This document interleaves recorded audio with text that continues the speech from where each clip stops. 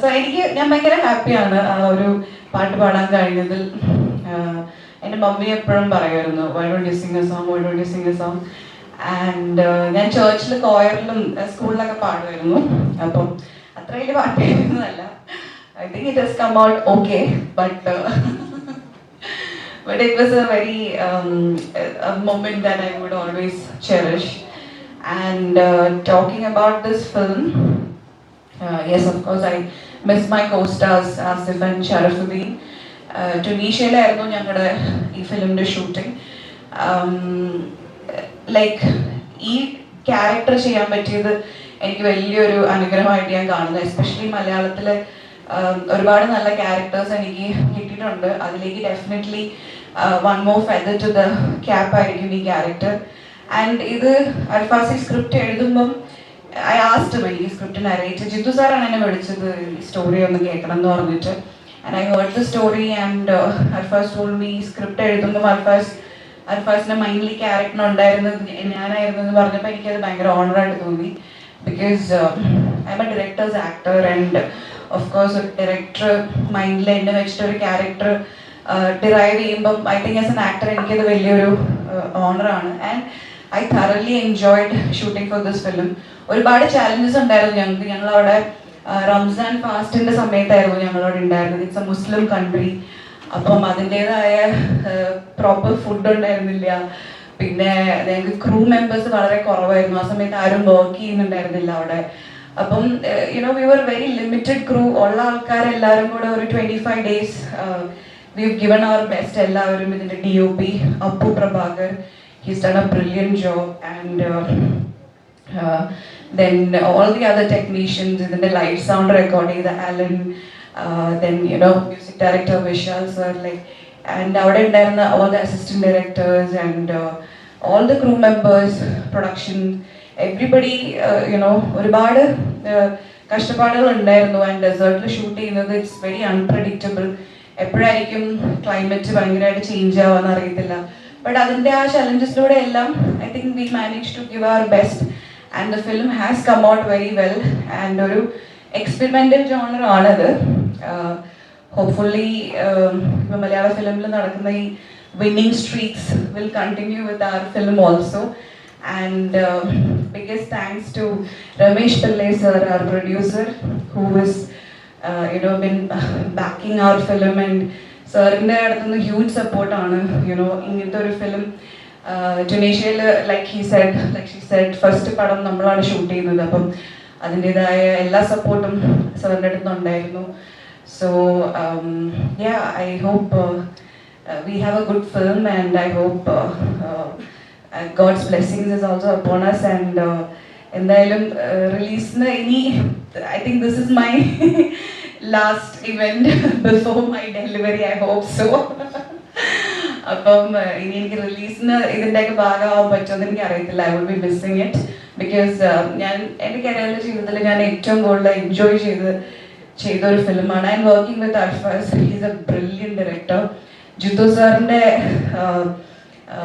master brain or right hand or whatever, like we have seen his contribution to this film le thanne. And Arfasine polte oru director inde debut film le lead actor avan sadhichathu enikku orupaadu santosham undu because he has a great future. He is so talented.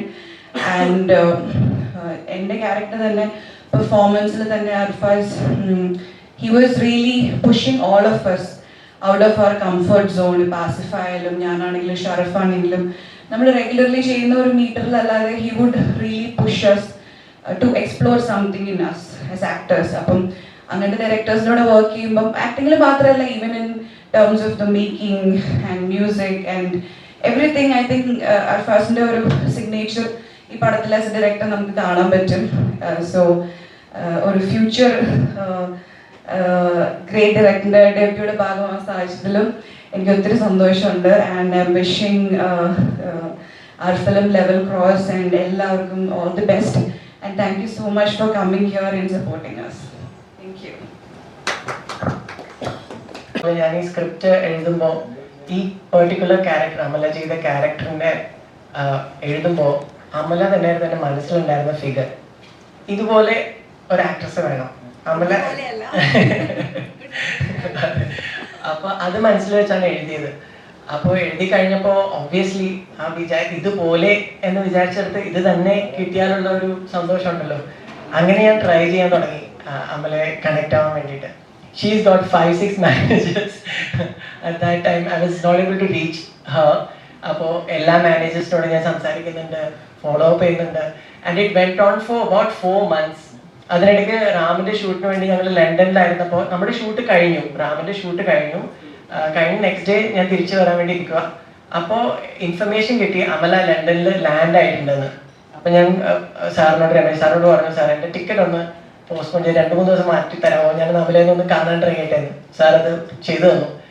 എന്നിട്ട് ഞങ്ങൾ അമലയുടെ മാനേജറിനെ, അതൊന്നും അമല അറിഞ്ഞിട്ടുണ്ടാവില്ല ചിലപ്പോൾ, ഞങ്ങൾ അമലിനെ കാണാൻ central ലണ്ടനിൽ.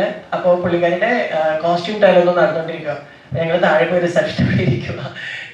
എന്നിട്ട് ഒരു 2-3 hours ഇരുന്നു. പക്ഷെ അത് തീരുന്നുണ്ടായിരുന്നില്ല. പിന്നെ നമുക്ക് തിരിച്ചു വരേണ്ടി വന്നു, ഒന്നും കാണാൻ പറ്റില്ല. പക്ഷെ ഞാൻ I still try, all the മാനേജേഴ്സിനെ വിളിച്ച് ട്രൈ ചെയ്തുകൊണ്ടിരിക്കുക.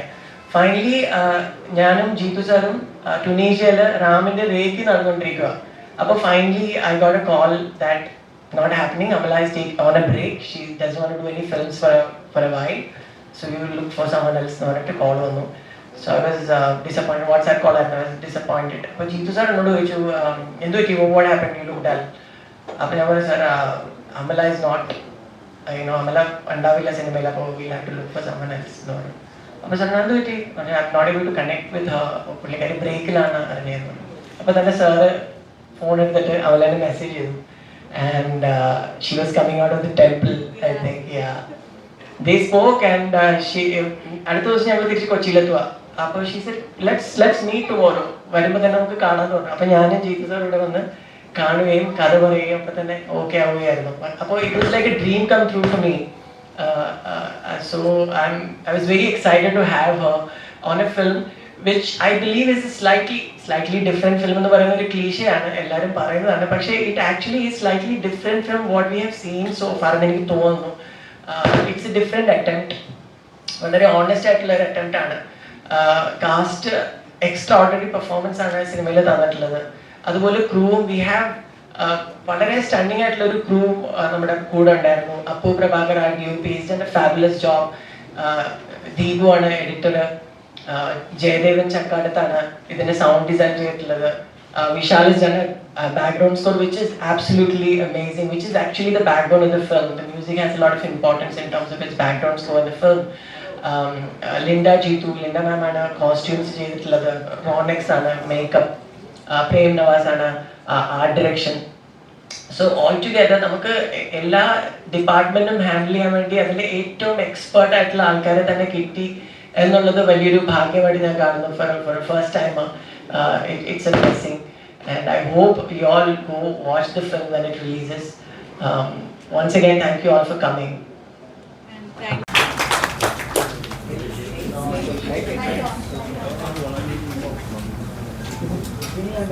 ഈ കണ്ടീഷനിൽ ഇങ്ങനെയൊക്കെയുള്ള കാര്യങ്ങൾ ചെയ്ത് വളരെ ഉഷാറാക്കിയത് സ്പെഷ്യൽ.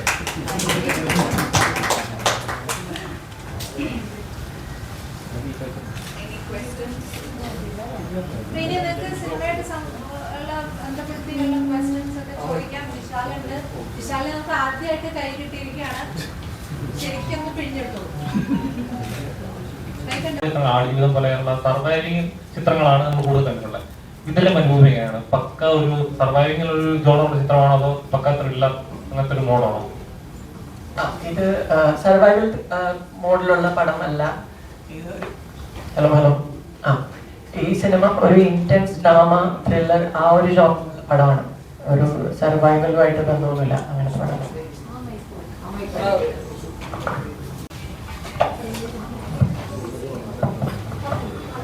ഹലോ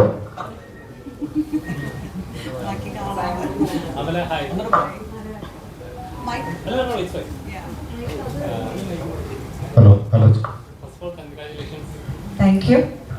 അമല എന്ന് പറയുമ്പോൾ ഇപ്പോൾ മലയാള സിനിമയിൽ തന്നെ എനിക്ക് തോന്നുന്നു സേതാമേനോന് ശേഷം അമലയാണ് ഇങ്ങനെ ഭയങ്കര അഡ്വഞ്ചറായിട്ട്. എന്താണ് സത്യം പറഞ്ഞാൽ ഇതിനുള്ള ഇൻസ്പിറേഷൻ എന്താണ്? ഇങ്ങനെ ഈ ഒരു പീരീഡിൽ പോലും ഇത്ര ആക്റ്റീവ് ആയിരിക്കാനുള്ള ഇൻസ്പിറേഷൻ എന്താണ്? I feel active. അപ്പം വേറെ കുഴപ്പമൊന്നുമില്ല, ആക്റ്റീവായിട്ടിരിക്കുമ്പോൾ പിന്നെ ഞാനായിട്ട് വെറുതെ വീട്ടിലിരുന്ന് ഒരു പണിയില്ലാതെ ഇതിനെക്കുറിച്ച് ചിന്തിച്ചു കൂട്ടണ്ടല്ലോ. ആൻഡ് ഐ ഫീൽ ഇപ്പം പ്രഗ്നൻസി എന്ന് പറയുന്നത് അങ്ങനെ ഭയങ്കര ഒരു ബുദ്ധിമുട്ടുള്ള കാര്യം അല്ലെങ്കിൽ എന്തോ വലിയൊരു ടാസ്ക് ആയിട്ടൊന്നും എനിക്ക് തോന്നുന്നില്ല. എനിക്കിപ്പം ഉള്ള ഒരു ഫ്ലോ അതിൽ തന്നെ ഐ ഫീൽ ഇപ്പം കുറച്ചുകൂടെ I feel more loved, more pampered. അപ്പൊ ഈ ഒരു എനർജി ഇങ്ങനെ റിസീവ് ചെയ്യാൻ പറ്റുന്ന നല്ല കാര്യമല്ലേ. And also I want give out a positive pregnancy message, you know. അപ്പം അതും എല്ലാം അലൈൻഡ് ആയല്ലോ. എൻ്റെ ഇത്ര ഫിലിംസ് റിലീസ് ആവുന്നു, പ്രൊമോഷൻസ്, ഇവന്റ്സ്. അപ്പൊ അതെല്ലാം ഒരു ബ്ലെസ്സിങ് ആയിട്ടാണ് കാണുന്നത്. അപ്പോൾ I'm just embracing it completely and I'm enjoying it. Last പടം ആടുജീവിതം, അതൊരു മരുഭൂമി റിലേറ്റ് ചെയ്ത് സർവൈവിങ്, ഇതും മരുഭൂമി റിലേറ്റ് ചെയ്ത് ഒരു സർവൈവിങ് ത്രില്ലർ വരുന്ന ചിത്രമാണ്. അതെ, എനിക്ക് ആ മരുഭൂമിയിലെ സീൻസിലൊന്നും ഞാൻ ഭാഗമായിരുന്നില്ലല്ലോ. അതിന്റെ എല്ലാ എക്സ്പീരിയൻസ് എനിക്ക് കിട്ടിയത് ഇവിടെയാണ്. അപ്പൊ ഇവിടെ ഞങ്ങള് സഹാറ ഡെസേർട്ടിലാണ് നമ്മളിത് ഷൂട്ട് ചെയ്യുന്നത്. അപ്പൊ ഇവിടെ വന്നു കഴിഞ്ഞിട്ട് ഒരു 1 വീക്ക് കഴിഞ്ഞപ്പോ ഞാൻ ബ്ലസ്സേട്ടനൊക്കെ മെസ്സേജ് അയച്ചു, ഓഫ് നിങ്ങളെയൊക്കെ സമ്മതിക്കണം. അവരനുഭവിച്ചതിന്റെ വളരെ കുറച്ച് ഞങ്ങള് അനുഭവിച്ചുള്ളൂ എങ്കിലും ഷൂട്ട് ചെയ്തുള്ളൂ എങ്കിലും അതിന്റെ ഇന്റൻസിറ്റി നമുക്ക് കുറച്ചുകൂടെ മനസ്സിലാവാൻ സാധിച്ചായിരുന്നു. അപ്പൊ അതില് ഇറ്റ്സ് നോട്ട് എ സർവൈവൽ അല്ല, ആർഫാസ് പറഞ്ഞ പോലെ, ബട്ട് മരുഭൂമിയിൽ തന്നെ നടക്കുന്ന ഒരു ഇന്റൻസ് ഡ്രാമയാണ് ഈ ഫിലിം, ത്രില്ലർ. സർ, അമലാപ്പോൾ എന്ന് പറയുന്ന നടിയുടെ കാലിബറും പൊട്ടൻഷ്യലും ഇവിടെ ആരും എതിര് പറയത്തില്ല. പക്ഷേ സർ പറഞ്ഞല്ലോ, അപ്പൊ അമലാപ്പോളിനെ തന്നെ കണ്ടിട്ടാണ് ഈ സിനിമ എഴുതിയത്. അപ്പൊ അമലാപ്പോൾ എന്ന് പറയുന്ന നടിനെ എത്രമാത്രം എന്താ പറയുക ചാലഞ്ചിങ് ആകുന്ന ബന്ധത്തിലെ സ്ത്രീ കഥാപാത്രം? Thank you for the question. എനിക്ക് തോന്നുന്നത് ലൈക്ക് സെഡ്, ഞാൻ എഴുതുമ്പോൾ തന്നെ അമലയായിരുന്നു മനസ്സിൽ, അമല തന്നെ കിട്ടി. അപ്പോൾ that was a blessing. Thanks to her for saying yes to this film. ഈ ക്യാരക്ടർ ഐ ഫീൽ, ഇതെൻ്റെ ഞാൻ പറഞ്ഞ ആദ്യത്തെ പടമായതുകൊണ്ട് എക്സൈറ്റ്മെന്റിലാണെന്ന് അറിയില്ല, but I genuinely feel that this will be one of her best performances of her career. That is how well she has delivered the performances. Also എന്താ അത്രയ്ക്ക് ബുദ്ധിമുട്ടുള്ള ഒരു ടെറയിലായിരുന്നു നമ്മൾ ഷൂട്ട് ചെയ്തത്. നമുക്ക് വാനിറ്റി വാൻ അല്ലെങ്കിൽ വാഷ്റൂം യൂസ് ചെയ്യാൻ പോലും അവിടെ ഒന്നും ഇല്ലായിരുന്നു. 360 ഡിഗ്രിയിൽ നമുക്കൊന്നും ഇടാൻ പറ്റില്ല. അപ്പൊ അങ്ങനത്തെ ഒരു സ്ഥലത്തായിരുന്നു നമ്മൾ ഷൂട്ട് ചെയ്തത്. Vanity van itself tents ഒക്കെ അടിച്ചിട്ട് അത് ഒത്തിരി ദൂരെയായിരുന്നു. അങ്ങനത്തെ ഒരു സ്ഥലത്ത് സാൻഡ് സ്റ്റോമും സഹാര ഡെസേർട്ടിൽ കുറേ വർഷങ്ങൾക്ക് ശേഷം മഴ പെയ്ത് നമ്മളവിടെ പോയപ്പോഴാണ് സെറ്റൊക്കെ ചോർന്ന് അങ്ങനെ. അപ്പോൾ ഒത്തിരി ഡിഫിക്കൽട്ടീസ് ഹേർഡിൽസും ഉണ്ടായിരുന്നു. അങ്ങനെ ഉള്ള ഒരു സ്ഥലത്ത് നിന്നിട്ട് what she has done is for you guys to watch. Thank you. Sir, മലയാളത്തിൽ ആദ്യത്തെ റിലീസ് ആവാൻ പോകുന്ന പടമാണ് സർ പ്രൊഡ്യൂസ് ചെയ്തത്. അപ്പോൾ സൗത്ത് ഇന്ത്യയിൽ ഒരുപാട് സിനിമകൾ പ്രൊഡ്യൂസ് ചെയ്ത ആളാണ്. ഇവിടെ മലയാള സിനിമയിൽ വന്നിട്ട് ഒരു സിനിമ പ്രൊഡ്യൂസ് ചെയ്യുന്ന സമയത്ത് പ്രൊഡ്യൂസ് ചെയ്യാൻ കുറച്ചുകൂടെ എളുപ്പമാണോ ഇവിടെ, അല്ലെങ്കിൽ ഇച്ചിരി പാടാണോ? Very easy, sir. All are cooperative, sir. I'm so happily produced here, Malayalam. ഇപ്പൊ ടുണീഷ്യ പോലുള്ള ഒരു രാജ്യത്ത് പോയിട്ട് ഈ സിനിമ ഷൂട്ട് ചെയ്യുന്ന സമയത്ത് എന്തൊക്കെ പ്രതിസന്ധിയാണ് ഉണ്ടായിരുന്നത്? Napoli, sir. Ellame they'll take their director. Director, Amalapal madam la பயங்கரமா cooperate பண்ணாங்க. Hero, Sharfuddin sir and Asif Ali sir. Very difficult place, sir. This is the first movie in India shot in Tunisia, sir. Sir, the first